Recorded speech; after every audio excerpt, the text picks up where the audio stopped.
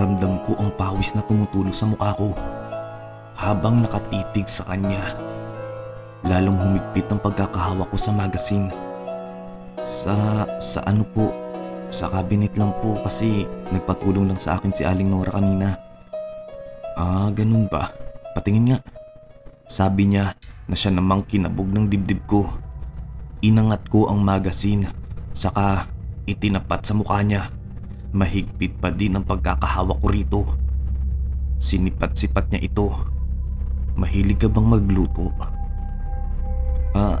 Hindi po kasi naisip ko lang na nakakahiya naman kung lagi na lang akong makikikain dito. Tsaka para saan pa yung mga binibigay sa akin na pang grocery. Kaya naisip ko po na matutong magluto na lang ng mga uulamin ko sa araw-araw. Sa bagay, tama ka naman dyan. Sabi niya sa akin sabay tumango-tango. Kaya naisipan ko muna itong hiramin para masubukan ko ang mga putahe dito. Sabi ko habang nakatingin sa kanya. Pinagmamasdan ko ang bawat galaw niya. Ah, ganun ba? Sige, alis na ako ha. Sabi niya, tsaka lumakad pa palayo. Bigla akong nakahinga ng maluwag. Napaupo na lang ako sa baba, sabay hawak sa aking ulo. Tangina, grabe yung kaba ko kanina. Halos hindi ko mapigilang mautal. Mabuti na lang, di na siya nag-abala pang buklatin ito. Tumayo ako, tsaka pinagpagan ng sarili bago naglakad ng mabilis papunta sa bahay. Nang makarating ako, nilako ang pinto, sabay isinara ko ang mga bintana. Kinuha ko ang cellphone ko. Pagkatapos ay tinawagan ko si Tita Alma. Kailangan niyang malaman ng lahat dahil wala siyang kaalam-alam sa sinapit ng anak niya. Kung sino ang may gawa nito, nararapat lang na maparusahan ang may sala.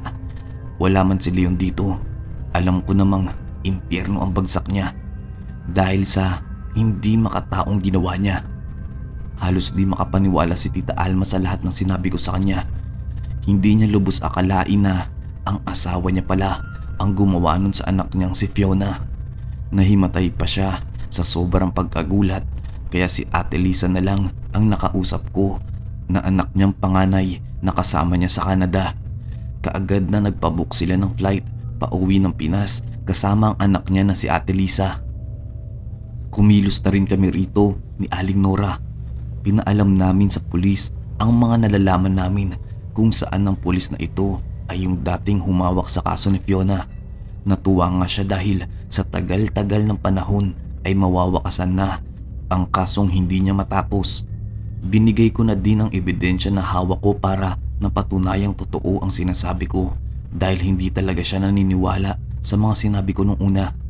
Sa bagay, sino ba namang maniniwala kaagad sa akin na nakakausap at nakakakita ng mga kaluluwa? Pagka uwi namin ni Aling Nora, naabutan namin ang dalawang magkapatid na nakaupo sa sala na tila ba hinihintay kaming dalawa. Lumapit kami sa kanila.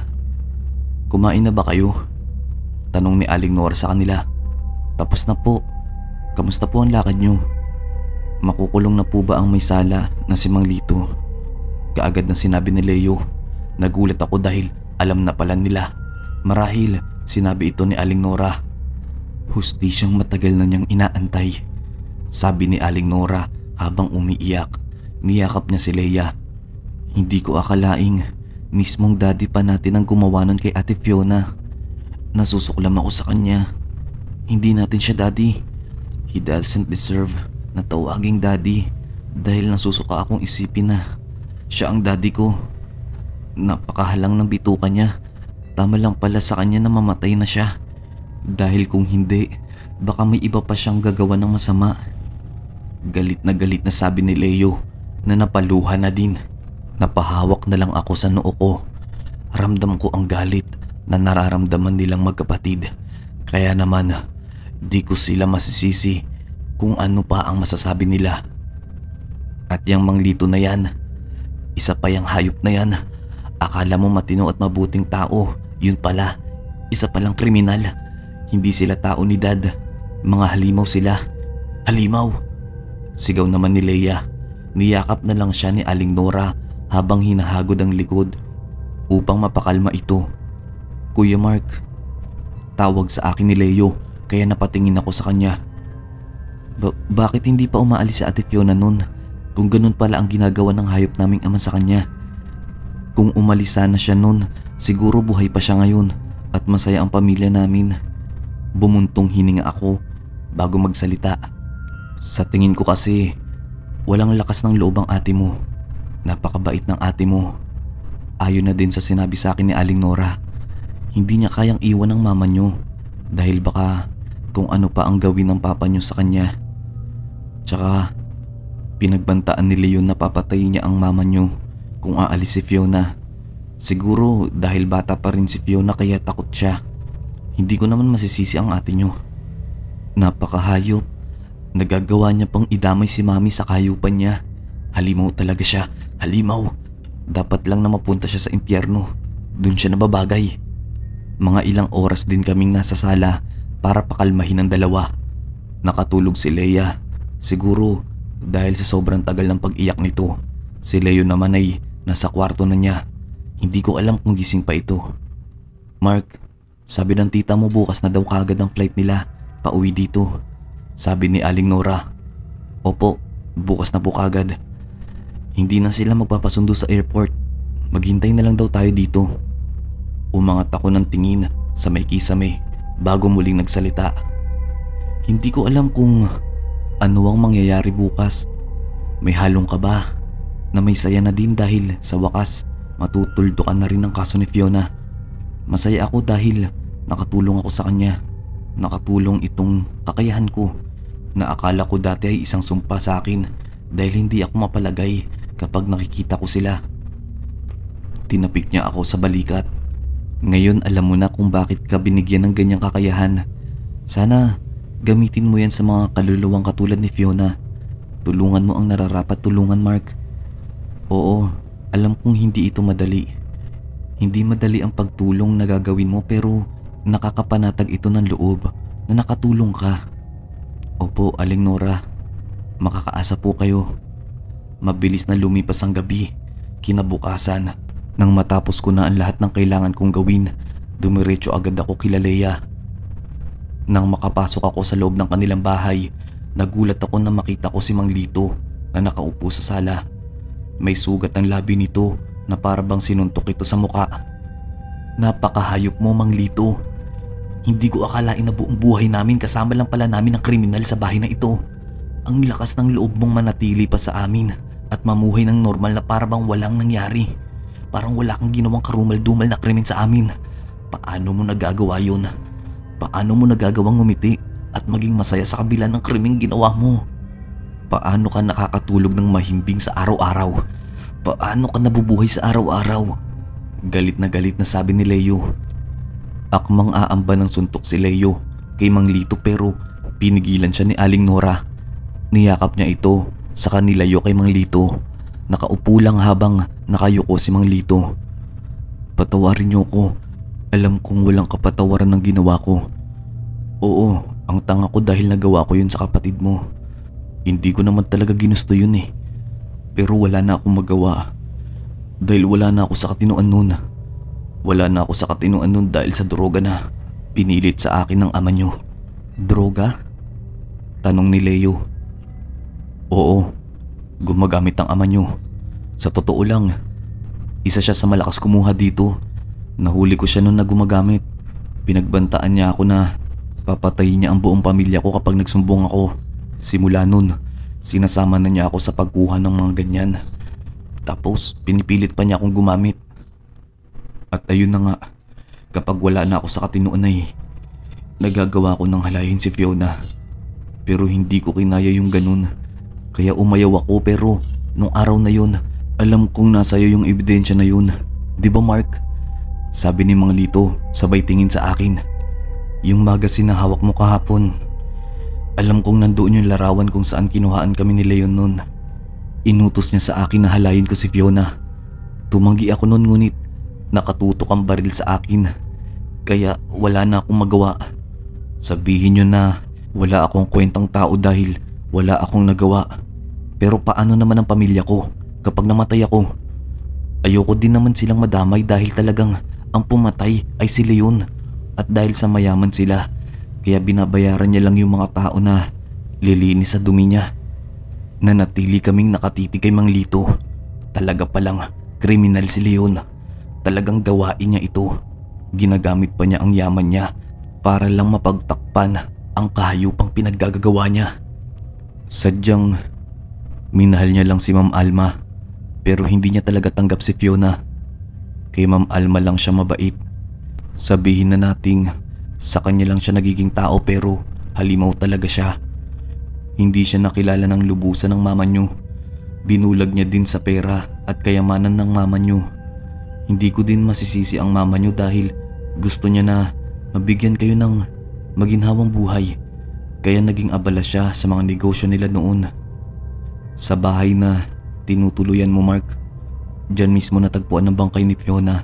Dati kasi talahiban pa yan bago gawing farm ng manukan at tayuan ng bahay. Kaya pala nagpapakita doon si Fiona dahil doon siya mismo pinatay. Dahil sa hindi ko nakinaya ang pinaggagawa ni Leon at suklam na ako sa kanya. Nakagawa ako ng kasalanan na hindi ko akalaing magagawa ko dahil sa puot ko sa kanya. Sabi ni Mang Lito sa kabumuntong hininga. Noong araw na aalis siya para kumuha naman ng droga, sinira ko yung preno ng sasakyan niya. Nanlaki ang mata ko sa sinabi niya. Siya pala ang dahilan kaya nabangga sa poste si Leon at namatay ito. Ako ang dahilan ng pagkamatay ng ama niyo. Patawarin niyo ako, pero hindi niyo naman ako masisisi. Kung kayo ang nasa sitwasyon ko, baka makagawa rin kayo o kaya makaisip kayo ng mga bagay na hindi tama. Siguro yan lang ang tamang ginawa niyo. Tama lang na ginawa niyo yun. Tama lang na namatay ang Leon na yun. Bagay lang sa kanya yun, sabi ni Leo. Kaya hindi ako umalis sa pamilya niyo dahil ayokong magtago sa kasalanang nagawa ko. Wala akong lakas ng loob na umamin sa kasalanang nagawa ko. At hindi ko pa kayang mawalay sa pamilya ko. Pero sa tingin ko, ito na ang tamang panahon para matahimik na din ang kalooban ko. Hindi naging madali sa akin ang lahat. Araw-araw akong binabangungot ng pangyayari kung paano namatay si Fiona. Matagal na din akong handa para dito. Hinihintay ko lang din talaga ang araw na ito. Kaya huwag kayong mag-alala, hindi ako tatakas. Hihintayin ko na lang na ang mga pulis ang mismong pupunta rito at hulihin ako. Sa mga siniwalat ni Mang Lito, hindi ko maiwasang maawa sa kanya. Naiintindihan ko ang naging sitwasyon niya noong mga araw na yun. Biktima lang din siya ni Leon pero hindi pa rin makatarungan ng ginawa niya at dapat niya itong pagbayaran. Mami, napalingon kaming lahat sa pinto. Nakatayo doon si Tita Alma na nanlilisik ang mga mata sa galit. Napatayo ako nang makita ko si Tita Alma, pati na din ang kasama niya na marahil ay si Lisa dahil kamukhang kamukha niya ito. Lumapit siya sa kinaroroonan ni Mang Lito. Pagkatapos ay pinaghahampas ito ng bag. Sinuntok niya pa ito sa muka. Pagkatapos ay sinipa sa tiyan. Nagkaroon ng sugat na pahaba sa muka si Mang Lito dahil na din siguro sa singsing na suot ni Tita Alma. Napakasama mong hayop ka. Halimaw ka. Paano mo nagawa sa anak ko yun sa kabila ng kabutihang ipinakita ko sa'yo? Anong naging kasalanan ng anak ko para madanasan niya ang ganong bagay? Hindi mo alam na halos mamatay-matay ako sa araw-araw sa kakaisip sa pangyayaring yun. Tapos kasama lang pala namin ang gumawa nun sa kanya. Malakas na sigaw niya habang umiiyak at pinaghampas ng bag si Mang Lito. Napakabuting bata ng anak ko, alam mo yan. Napakalambing at sobrang magalang, tapos ikaw pa mismo na pinagkakatiwalaan namin ang siyang sisira sa kanya. Napakahayop mo. Halang ang bituka mo, Lito. Hayop ka. Bakit buhay ka pa? Tita, tama na po please. Awat ko kay Tita Alma. Pagkatapos ay hinila ko siya papalayo pero nagpupumiglas pa din siya. Sinuntok niya ako sa braso para makawala siya pero ininda ko na lang. Tumayo si Leo. Pagkatapos ay hinila ang mama niya papunta sa kusina. Si Ate Lisa naman ay nakatingin lang kay Mang Lito habang lumuluha. Padabog siyang naglakad patungo kila Tita. Kinakausap ni Leo si Tita at sinabi lahat ng inamin ni Mang Lito. napansin kong parang may nakatitig sa akin. Umangat ako ng tingin para hanapin kung sino ba yun. Nakita ko si Fiona, nakatayo sa tapat ng kanyang kwarto. Tumayo ako. Aling Nora, pwede ko bang mapasok yung kwarto ni Fiona saglit? Meron lang akong titingnan. Paalam ko sa kanya. Kinuha niya agad ang susi, pagkatapos ay inabot ito sa akin. Umakyat ako ng hagdan patungo sa kwarto ni Fiona. Binuksan ko ito. Nakita ko siyang nakaupo sa gilid ng kama. Lumingon siya sa akin. Nangunot ang noo ko nang mapansin kong parang umiiyak siya. Pinahid niya ang luha. Pagkatapos ay ngumiti sa akin. Fiona. Naglakad ako papalapit sa kanya. Tipid akong ngumiti. Hinihintay ko siyang magsalita. Hindi ko lubos akalain na ganun ang dinanas ni Mang Lito sa kamay ng ama-amahan ko. Napakasama talaga niya. Wala siyang awa. Pero kahit anong gawin ko, hindi ko naman na maibabalik pa ang nakaraan. Patawad kung naging mahina ako. Patawad kung hindi ko nagawang lumaban. Patawad kung hindi ko nagawang magsalita. Fiona, sa bawat salita niya, ramdam ko ang pait, sakit, bighati at puot. Patawad kung hindi ko nagawang maipagtanggol ang sarili ko at si Mami. Sobrang natatakot lang din ako, kagaya ni Mang Lito. Lalo na yung isang beses na tinutukan niya ako ng baril. At nang sabihin niyang papatayin niya si Mami, alam kong mahal na mahal ako ni Mami. Tuwing magkasama kami, nararamdaman ko yun. Naiintindihan ko naman kung bakit siya naging busy dahil nang mamatay ang papa ko. Sabi niya, gagawin niya ang lahat para mabigyan ako ng marangyang buhay. Kaya naging abala siya. Siguro kasalanan ko din ang lahat dahil naging mahina ako. Wala kang kasalanan, Fiona. Walang-wala. Sadyang napakahayop lang ng leon na yun. Siya ang punot dulo ng lahat ng mga nangyayaring ito sa'yo at kay Mang Lito. Humarap siya sa akin at ngumiti. Mark, salamat sa'yo dahil nandyan ka para tulungan ako. Konting panahon na lang, aalis na ako sa mundong ito. Mananahimik na ang kaluluwa ko. Walang anuman. Masaya ako na nakatulong ako sa'yo. Masaya ako na magagamit ko pala itong kakayahan ko. Mark? Rinig kong tawag sa akin ni Tita Alma. Napatayo ako. Nilingon ko si Fiona na wala na sa kanyang kama. Yes po, Tita. Kamusta po ang pakiramdam niyo? Bumuntong hininga siya. Medyo kumalma na ako. Oo, di ko akalain na ganun ang nangyari kay Lito. Napakawalang awa ng asawa ko pero kasalanan niya pa rin yun. Nagawa niya pa ding halayin ng anak ko. At siya pa din ang dahilan sa pagkamatay ni Leon. Pero sa totoo lang, may parte sa akin na masaya akong wala na siya. Hindi lang dahil sa akin na ang lahat ng yaman niya, kundi dahil sa panatag na akong wala na siya. Wala nang manggagambala sa anak ko. Kasi kung makukulong man siya sa kasalanan niya, makakalaya siya dahil dadaanin na naman niya ito sa pera. Lumakad siya papalapit sa kama ni Fiona. Hinagod niya ito. Pagkatapos ay umupo sa gilid ng kama nito. Fiona, anak ko, patawarin mo si Mami kung hindi kita nabantayan. Patawarin mo si Mami kung nawalan ako ng oras sa'yo. Alam mo naman na gusto ko lang mabigyan ka ng marangyang buhay kasi hindi namin naibigay sa'yo yun ng papa mo. Humagulgol siya ng iyak. Tila sobrang sakit ang nararamdaman niya at ramdam ko yun. Niyakap niya ang una ni Fiona habang patuloy pa rin sa pag-iyak. Mahal na mahal ka ni Mami, Fiona. Mahal na mahal. Patawarin mo ako, anak. Patawad, anak. Fiona, anak ko. Aniya habang patuloy ang pag-agos ng masagana niyang luha sa kanyang mga mata. Napaangat ako ng tingin nang tila maramdaman kong maiiyak ako. Fiona, anak, miss na miss ka na ni Mami mo. Patawarin mo ako, anak. kung hindi ko na ipadanas ang buhay na gusto kong maranasan mo. Patawad anak. Miss na kita anak. Mami, ani ni Leia na nakatayo sa pinto. Nandun din si Lisa na namamaga ang mga mata dahil sa pag-iyak. Mami, tahan na po. Malulungkot si Ate Fiona niyan. Huwag ka nang umiyak. Diba sabi mo po sa akin, ayaw na ayaw kanyang nakikitang umiiyak? Sabi ni Lisa na nagbabadyang tumulo rin ng mga luha sa kanyang mga mata. Niyakap ni Lisa at Leia habang umiiyak pa din ang kanilang ina. Napayuko na lang ako. Napakasakit ng dinaranas ng mag-iina ngayon.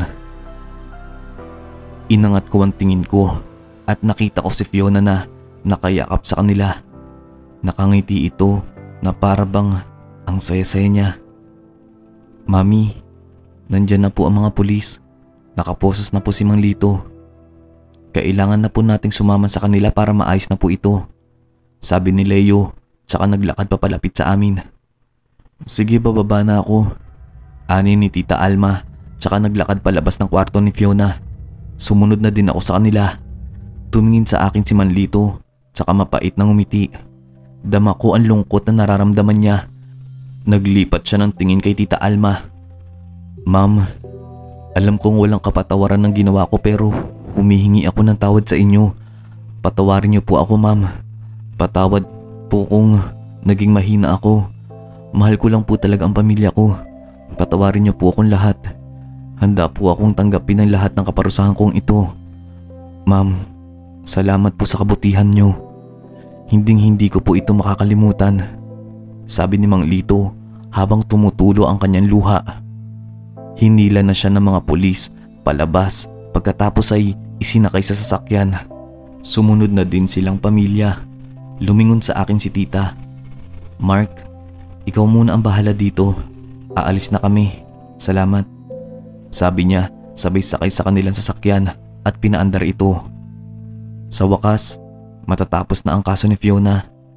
Masaya ako dahil sa wakas makakamit na niya ang hustisyang nararapat sa kanya. Salamat sa iyo, Mark, dahil tinulungan mo siya. Walang anuman po. Masaya po ako nakatulong ako. O siya, maglilinis muna ako ng bahay para pagdating nila malinis at maayos na. Maiwan muna kita. Sige po, Aling Nora. Nginitian niya ako. Pagkatapos ay naglakad patungong kusina. Mark, napalingon ako bigla.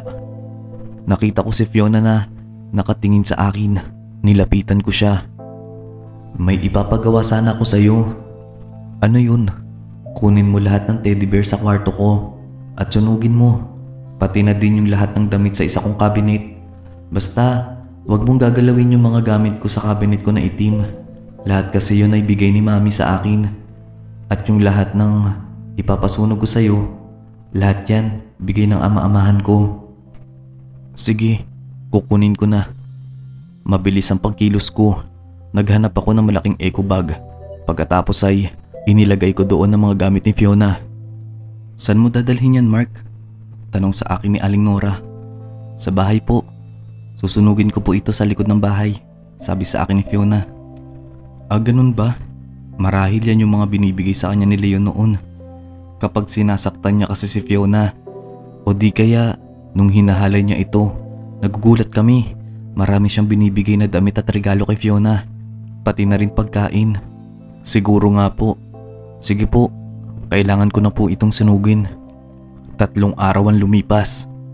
Mula nang makulong si Mang Lito ay naging panatag ang kalooban ni Tita dahil sa pagkakaakala niya na hindi na makakamtan ng anak niya ang hustisyang nararapat sa kanya. Masaya siya dahil sa wakas nakamit na din nila ito. Mark, tawag niya sa akin. Bakit po?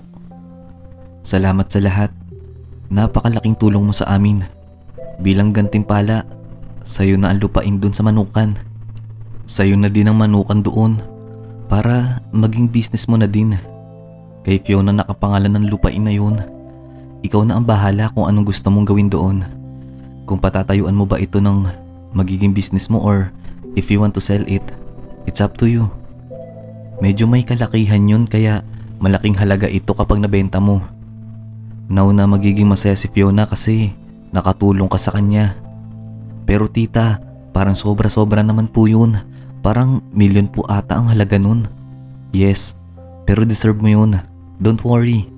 Magtatampo ako kapag hindi mo yun ginawa. Sabi niya, tsaka tumawa na mahina. Pero po, walang pero.